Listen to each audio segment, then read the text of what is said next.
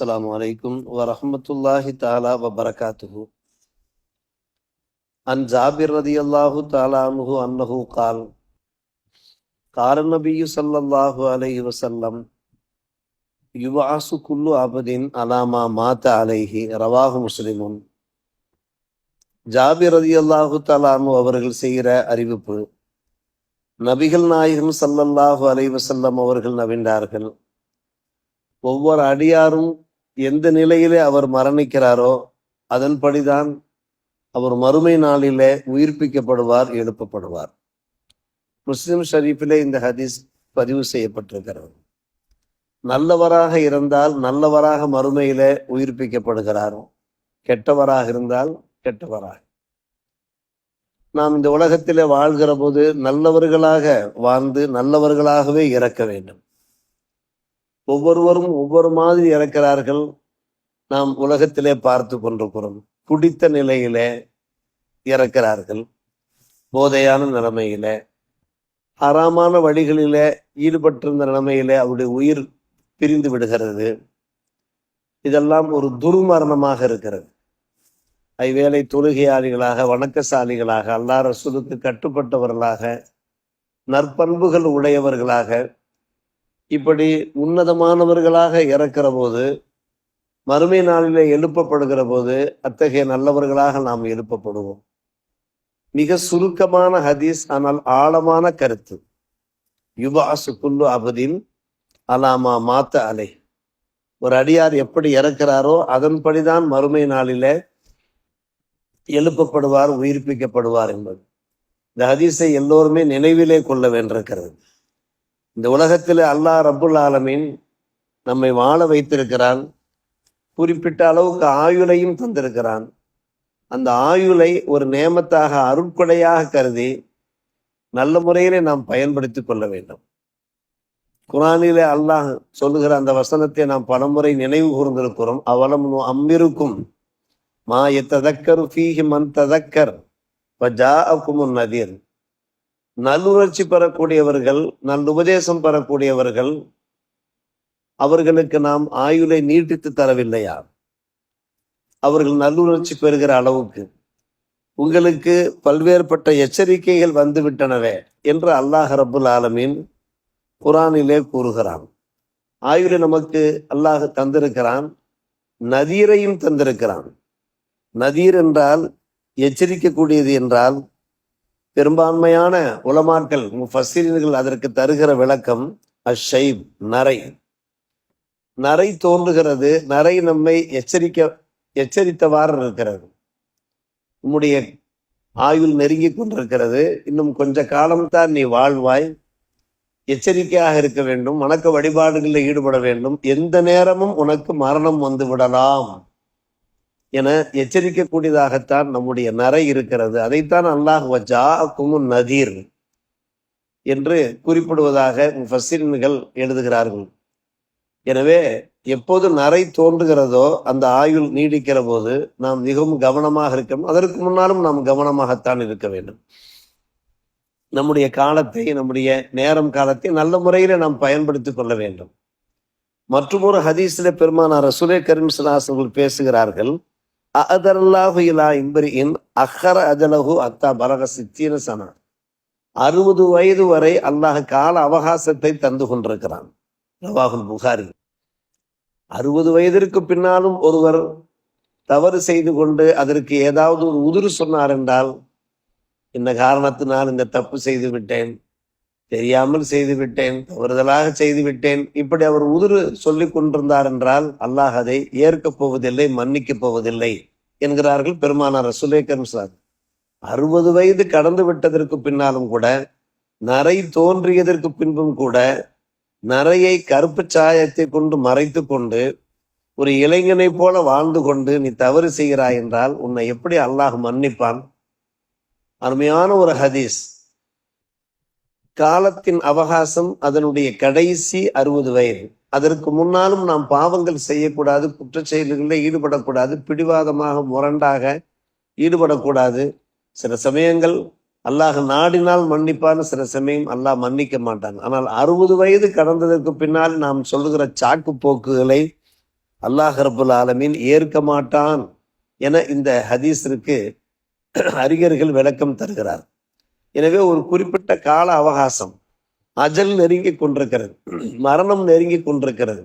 நாம் வணக்க வழிபாடுகளை இஸ்திஃபாரிலே நாம் ஈடுபட்டு கொண்டிருக்க வேண்டும். பல முறை நாம் கேள்விப்பட்ட ஒரு நிகழ்ச்சி தான் ஹஜ்ரத் உமர் ரலியல்லாஹு அன்ஹு அவர்கள் என்ன செய்வார்கள், இப்னு அப்பாஸ் ரலியல்லாஹு தஆலா அன்ஹுமா அவர்களை பெரியார்களுக்கு மத்தியிலே, குறிப்பாக பத்ர் போரிலே கலந்து கொண்ட ஷியூகுமார்களுக்கு மத்தியிலே அவர்களை அழைத்து செல்வார்கள். அப்போது இப்னு அப்பாஸ் ரலியல்லாஹு அன்ஹு அவருடைய வயது குறைந்த வயது, பாலகர் பருவம்.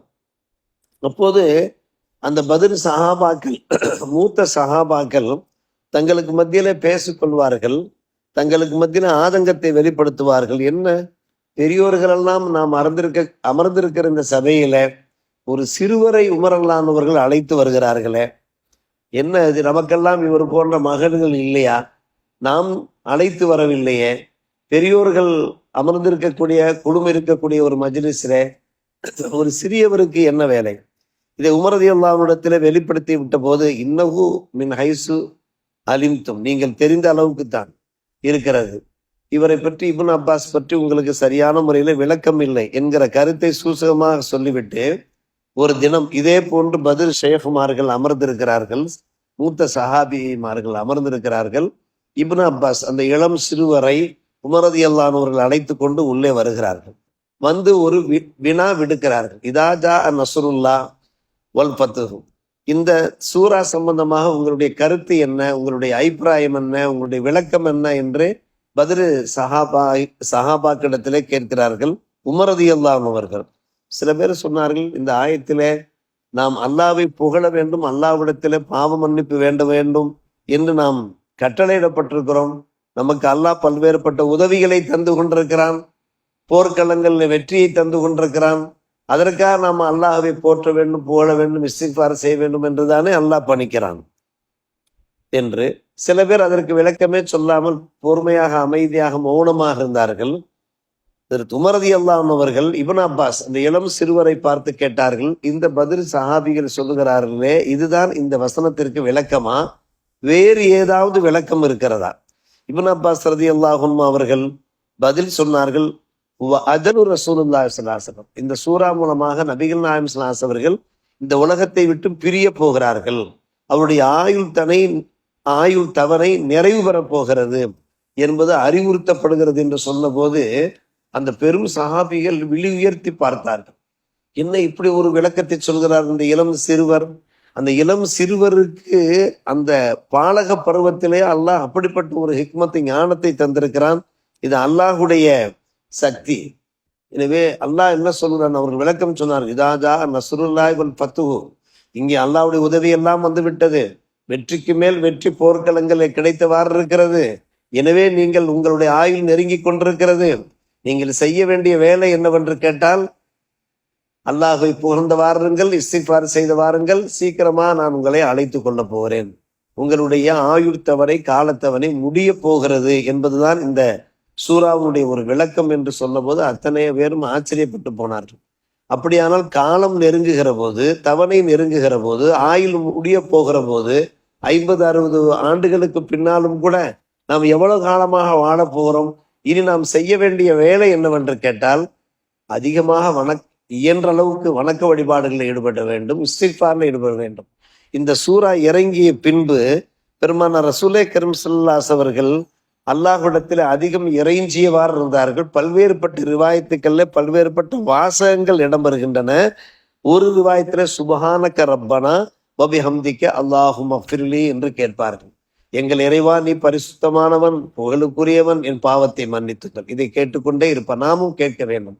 60 வயது அடைந்து விட்ட நெருங்கி கொண்டிருக்கிற நாமும் கேட்க வேண்டும். சுபஹானக ரப்பனா வபிஹம்திக அல்லாஹும்ம ஃபிர்லி.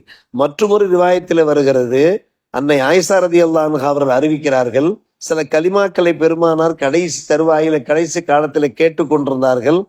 அது என்ன கலிமா என்றால், சுபஹானக்கல்லாஹும்ம வபிஹம்திக அஸ்தக்ஃபிருக்க வஅத்தூபு இலைக், சுபஹானக்கல்லாஹும்ம வபிஹம்திக அஸ்தக்ஃபிருக்க வஅத்தூபு இலைக்.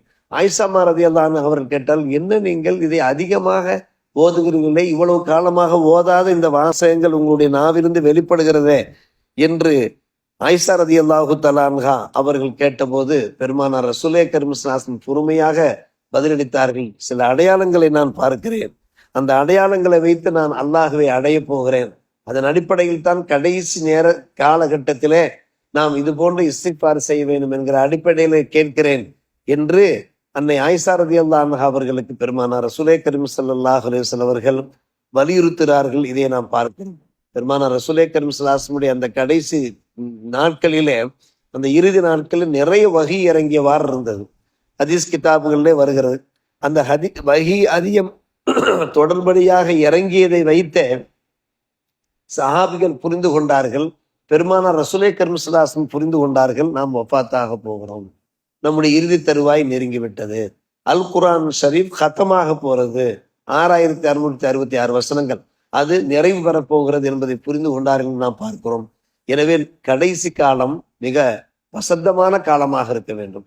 கடைசி காலம் இருக்கிறத வணக்க வழிபாடுகளில் ஈடுபட்டு அல்லாஹ்வை நெருங்கக்கூடியவர்களாக நாம் இருக்க வேண்டும்.